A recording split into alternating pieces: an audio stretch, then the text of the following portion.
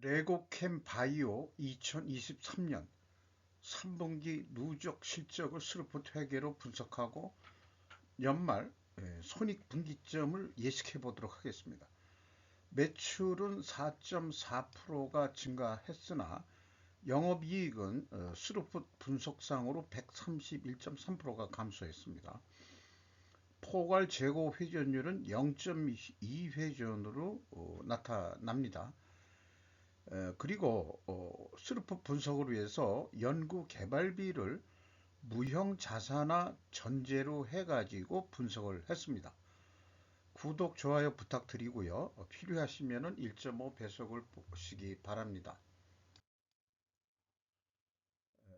오늘 뉴스에 레고캠 인수한 오리온 시총 이틀간 1조 증발, 담철곤 이화경 오너가 주식가치도 1천억이 없어졌다.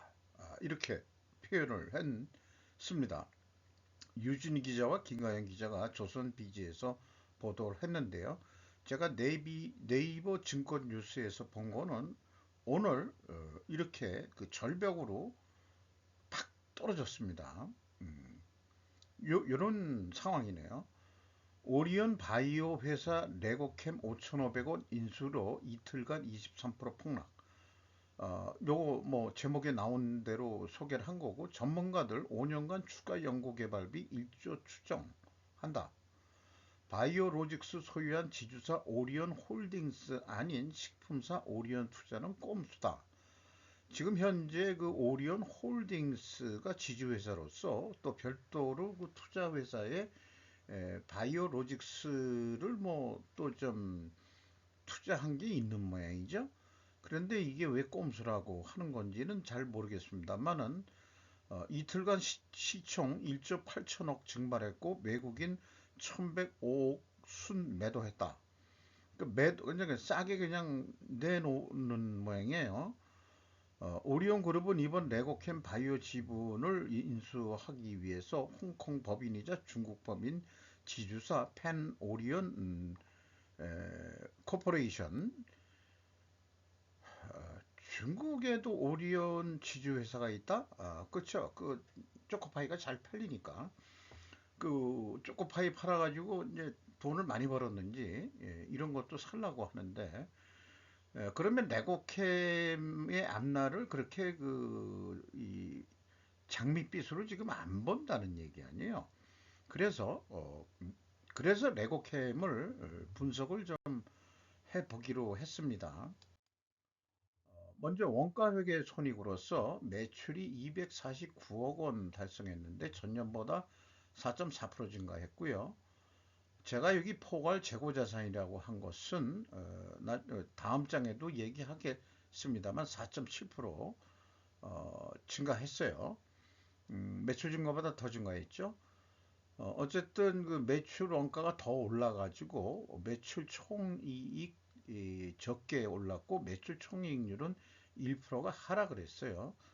그리고 이 회사는 판매 관리비보다도 연구 관리비가 한 500억대 이상으로 나가는 기업이 돼가지고 뭐 5년간 1조 원 정도 또 투자가 돼야 된다는데, 연구 개발하는데 바이오 의약품에 뭘 하는 건지는 잘 모르겠습니다만은 그동안에 계속 그 돈을 써야 되는데 어디서 돈이 나올 수 있는 건지, 어쨌든 그게 686억 원으로서 80.2%나 크게 증가했어요.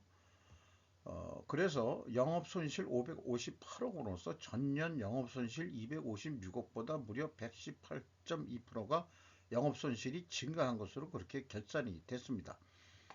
그래서 매출 내역을 보니까 아직 그 바이오 의약품 개발해 가지고 자기네들이 제품을 생산해서 판다기보다는 그 성공한 것을 이전하는 모양이죠. 그리고 연구 용역도 받을 수 있다, 이렇게 되는 모양인데, 요게 90억 분이 매출을 못 익혔어요.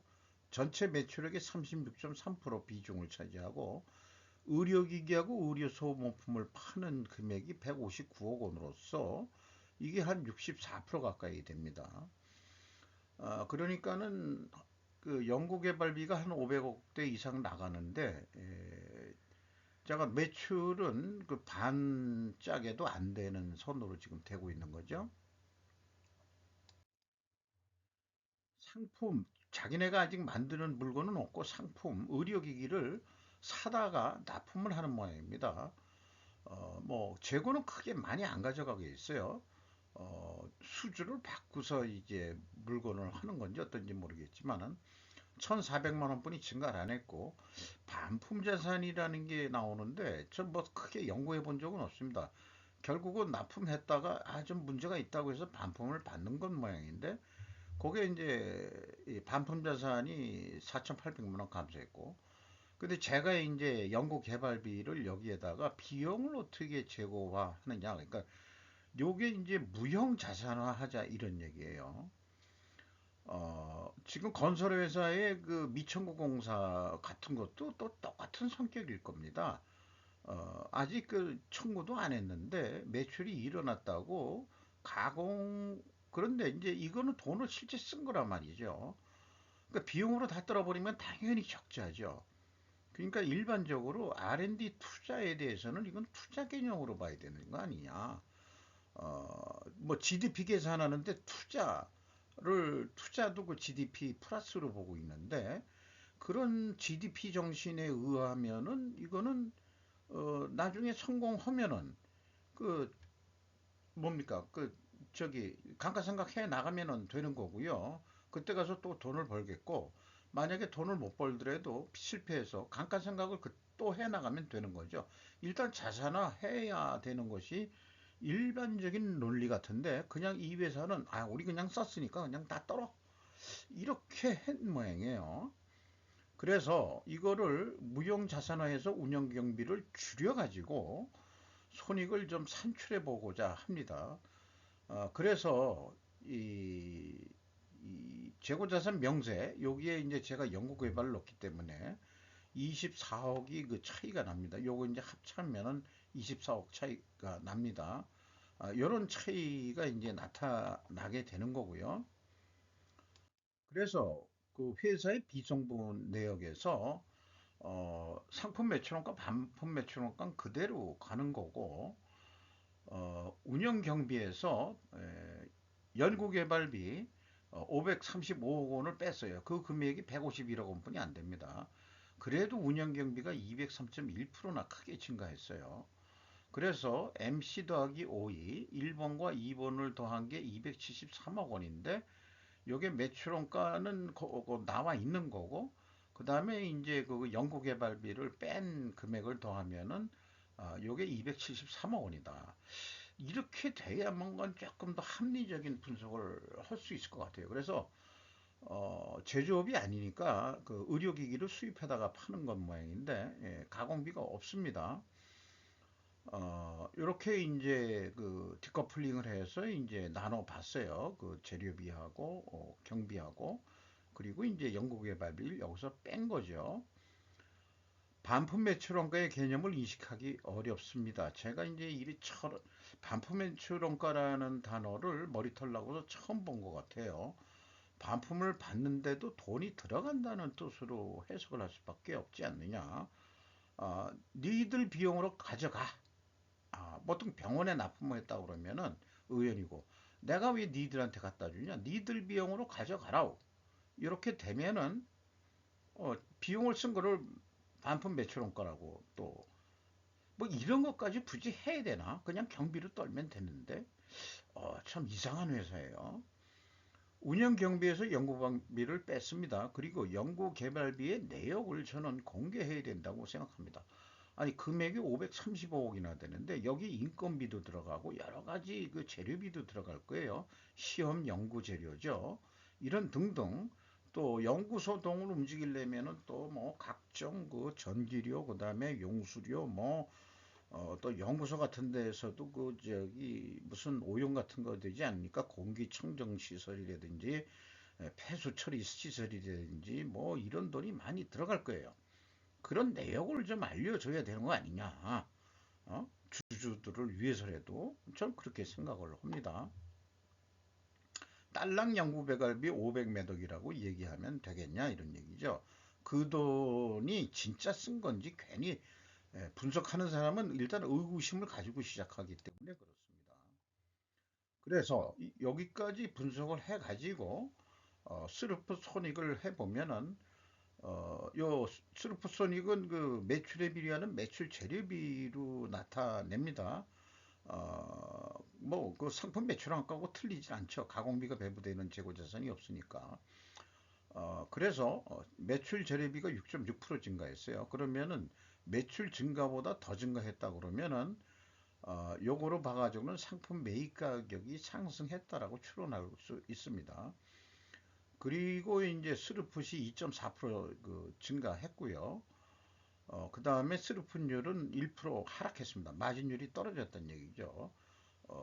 매출 재료비가 그 저기 증가를 했으니까 판매 관리비 빼면은 생산성 크게 떨어져 가지고 2.5에서 0.84로 팍 떨어집니다.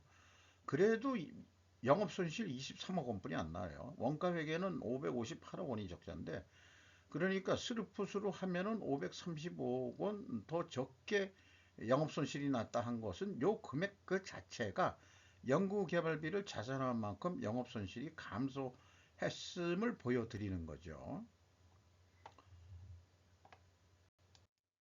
2단계, 3단계 재고 자산 뭐 검증 갭은 요거는 이제 그 연구 개발비 증감액이 되겠고요.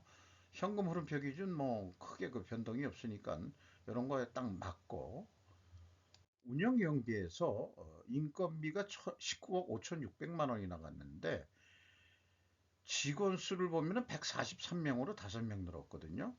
그러면 이걸 나눠 보면은 연봉 1,800만 원뿐이 안 돼요. 그래서 이럴 리가 없죠. 그 바이오 회사가. 그래서 이게 연구원 급여를 연구개발비로 들어간 거라고 당연히 생각을 하게 되겠죠. 그래서 그러면 연구원은 모두 몇 명이냐 그러면 지금 그 의학기기 사업을 하는 직원이 남자 여자 합쳐서 4명뿐이 안 돼요. 4명 빼면 139명입니다. 어, 그런데 요 금액은 전체 인건비가 아니죠. 또 연구개발비 안에 인건비가 들어가 있을 테니까.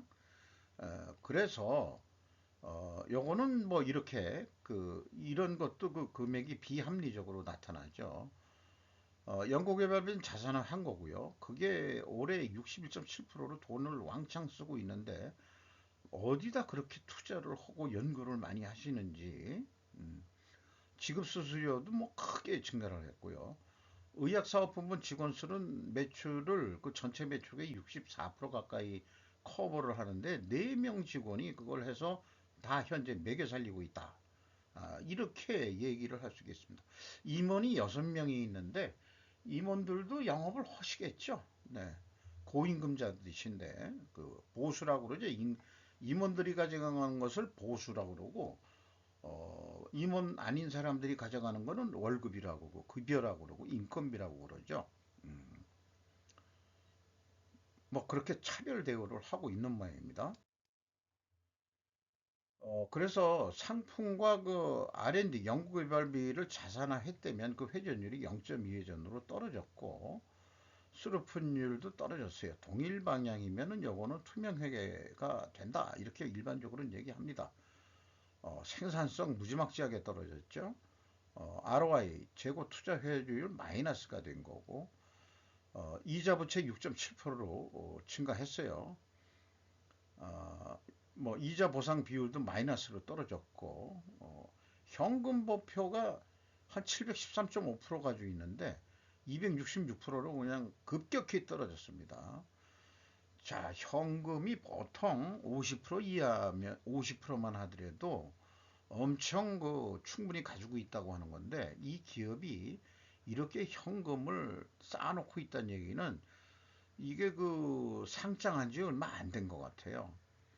그래가지고 주식 상장할 때 무조건 바이오자 붙이면은 무조건 높게 상장이 돼가지고 주식 발행 초과금이 엄청 들어와서 주식 공개를 하면서 상장하면서 떼돈을 법니다. 떼돈을. 그래가지고 번 돈들을 대부분은 금융자산에 투자를 하는데 여기는 이제 R&D 비용으로 돈을 흥청망청 쓰는 것 같아요. 어, 지금 가, 지금 그냥 느낌상으로, 느낌 같은 느낌으로 그렇게 느껴진다 이거죠. 그래서 이런 통계로는 회전율이 하락하고 스루프율도 하락했으면은 회계 투명성 가정을 하는데 투명한 것도 입증을 해야 되는데 원재료 가격이 상승했는데 추론상 상승한 것 같죠? 그리고 판매 가격은 상대적으로 하락했어야 된다. 그러면은 이렇게 하는 것도 데이터로 입증을 해야 된다. 그런 말씀을 드릴 수 있는데 죄송하게도 회사는 적용할 데이터를 찾을 수가 없습니다. 메뉴에는 있는데 뭐 딴 얘기하고 있어요. 어, 자, 그래서 손익분기점을 예측을 해보면은 이게 연구개발비를 그 자산화해 놓은 상태에서 예측을 해서 이게 한 300매덕 나오지 이걸 그걸 얘기를 안 하고 그냥 연구개발비를 그대로 하면은 손익분기점은 한 1천억 정도 하는 거로 1차 제가 한번 해봤습니다. 그래서 제가 할 수 없이 이게 너무 괴리가 크기 때문에 음, 그 자산을 한 거죠. 연구개발비를. 그래가지고 여기 그 재고 자산에는 무형자산화한 연구개발비의 그 증감액이 되겠습니다. 그래서 이 손익분기점 제로가 됐을 때가 341억 원 정도 하면은 그래서 한 340억 한다 그러면은 그래도 23억 정도 이익이 날 거다. 왜냐? 재고가 증가하면은 원가 회계는 이익이 나게 돼 있어요. 5%만큼 재고를 또 줄인다고 한다면은 원가 회계는 적자 28억이 나게 되어 있습니다. 그래서 손익분기점은 연구개발비를 자산화한 데는 전제조건하에서 340억 하면은 흑자로 돌아설 수 있다. 그렇게 예측을 해볼 수 있고요. 수루풋도 마찬가지로 310억 원 정도 하면은 계산상은 이렇게 나오는데 그래도 적자로 나와요.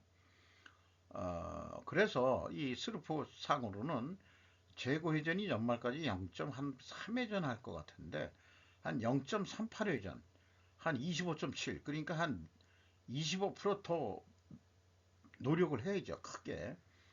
그래서 매출이 한 389억 원 정도 거의 390억 정도는 해야 9억 원 정도 이게 아마 리즈너블한 그런 그 예측 아니겠느냐 슬픈 예측이 재고의 증감에 관계없이 매출에 비례하는 손익으로 따졌을 때 그래서 수르프 회계 기준은 좀 예측 금액이 적게 나오고요.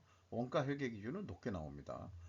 자, 그래서 제 알고리즘이 처음에는 왜 틀리게 나오고 그 다음에 뭐 어떤 경우에 그래서 그 곰곰이 제가 만들어 놓고도 제 스스로 깨우친 게 통계상 재고 증감이 있지 원가 회계는 재고 증감이 영향을 받으니까 지금 재고가 증가했거든요. 무형자산 증가도 포함해서 얘기하는 겁니다.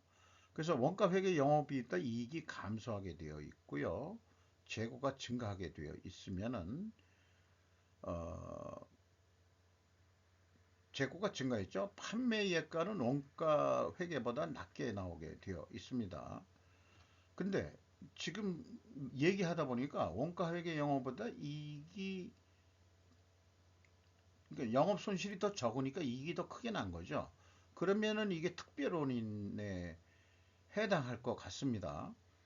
이 통계 일반적인 통계에 벗어나는데 역시 이것은 뭐 제가 이게 설명하면서 저기 지금 이거를 간과했구나 하는 거를 느낀 건데 이게 연구 개발비하고 재고자산 연구 개발비는 무형 자산화에 되면은 사실 재무상태표도 바꿔가지고 그 다음에 이제 실질적으로 그 당기손익도 바꿔서 자본 계정도 바꾸고 뭐 이런 거를 다 병행해서 해야 되는데 손익만 그렇게 하다 보니까 재고자산이 그 임의적으로 제가 했기 때문에 이런 결과가 되지 않았겠느냐 제가 이렇게 생각을 하고 조금 더 이런 특별한 경우가 없기 때문에 연구개발비를 무형자산화한 건데 무형자산을 하더라도 무형자산이 500매덕 한다 그러면 당해년도에도 보통 또 감가상각비를 어느 정도 그 비용에 반영을 해줘야 돼요. 이런 등등 좀 원가 회계가 복잡하게 그렇게 되니까 그런 것까지 신경 써가지고 그냥 흐름만 보고자 했던 거기 때문에 요거 하나 좀 이 통계치하고 벗어난 통계치가 나왔는데 설명하다 보니까 깨우쳤습니다만은 좀 더 이 복식회계로 하는 것은 그 재무상태표까지 다 고쳐가지고 분석을 해봐야 된다는 거를 또 느끼게 됩니다. 그럼에도 불구하고 손익 그 당기 순이익은 안 바꾼 상태에서 그 원가 회계로 그렇게 결산을 했으니까 현금 기준 현금 재무지표로 말씀드리면은 자본적 투자 없어요. 거꾸로 50억이 줄었고 유형 비유동 자산이 EAT 세후 현금 순이익이 413억 순손실이 났습니다. 현금으로 413억 잃었다 일단 보는데 그리고 현금 수익률도 마이너스 23.2%죠. 채권자가 한 3억 6,400만 원 가져갔어요.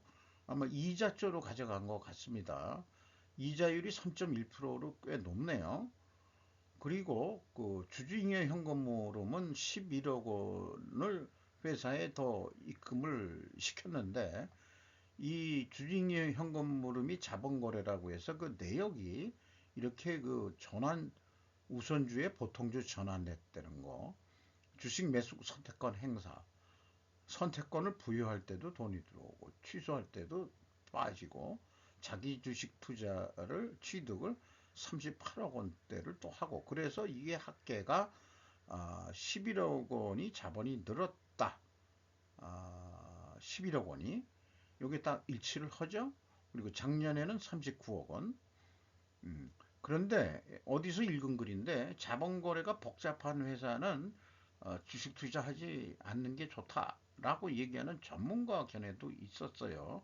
그분의 이름은 잊어버렸는데 이 증권에 대해서 많이 아시는 분 같은데 저는 뭐 손익 중심으로만 하는 거고 주식 얘기는 그냥 참고 사항으로 그렇다 하는 흐름만 보는 거죠. 그리고 여기 밑에 보면은 이 REM을 이익잉여금률이라고 얘기할 수 있는데 자본금 플러스 자본잉여금하고 이익잉여금의 그 비율이에요. 이게 작년에 101.5%였는데 46.3%로 크게 하락했습니다. 그래서 자본잉여금이 말라가고 있는데 그간 연구개발 명목으로 흥청망청 돈을 쓴 것이 아닌지라고 생각합니다. 자, 연구개발이라는 게 이 회사가 뭐 생긴 지 그래도 꽤 오래됐는데 오래됐다면 오래됐는데 이 정도 성과가 안 나온다 그러면은 에, 그러니까 이제 팔려고 하는 것 같아요. 그걸 왜 오리온이 먹으려고 그러는지 모르겠어요. 뭔가 정보를 성공할 확률이 있어. 근데 이런 것들이 잘못하면 사기가 되는 거죠. 사기. 원래 사기 치려고 그런 게 아닌데 결과가 사기가 되는 경우가 많이 있다 그러더라고요. 어디 뭐 들어보면은 처음부터 사기 치려고 할 생각은 없었다. 하다 보니까 사기가 된 거지. 영화 같은 데서 나오는 얘기입니다. 현실 세계는 어떤지 모르겠지만 시가총액이 현재 그 1조 4천억인데 이걸 5,500원에 그러니까 전체 지분을 또 파는 건 아닌 것 같기도 하거든요. 그러니까 몇 프로 지분이지 뭐 이건 전체에 대한 시가총액이 이렇단 얘기인데 지분이 몇 프로를 인수하는 건지 모르겠는데 잠깐 그 뉴스 나온 건 5,500억에 인수한다고 그러는데 전체를 인수하는 건지 1조 4천억 시가 되는 회사를 5,500원에 산다. 근데 장부 가격 대비 지금 856%거든요. 그냥 장부 가격대로라 그러면은 100%라 그러면 한 8배를 줄여야 되잖아요. 그럼 어떻게 돼요? 몇천억 분이 안 되는 건데 이걸 5천억에 그러니까 더 비싸게 파는 거다. 저는 그렇게 봅니다. 잘 좋은 가격에 파는 거다. 자, 이런 기업을 5,500억까지 주면서 사야 되는지 저는 개인적으로 소심증 환자고 그렇기 때문에 저 같으면은 그 의사결정 못할 것 같아요. 아니, 그 일반 서민이 이런 억이라는 돈을 언급할 수가 없는 수준이기 때문에 숫자상으로 그냥 노는 거죠. 억을 가지고. 조까지 가지고 놀잖아요. 네. 김영주 씨가 8.67% 지분을 가지고 있고 외국인이 지금 11.1% 가지고 있습니다. 이상 마치도록 하겠습니다.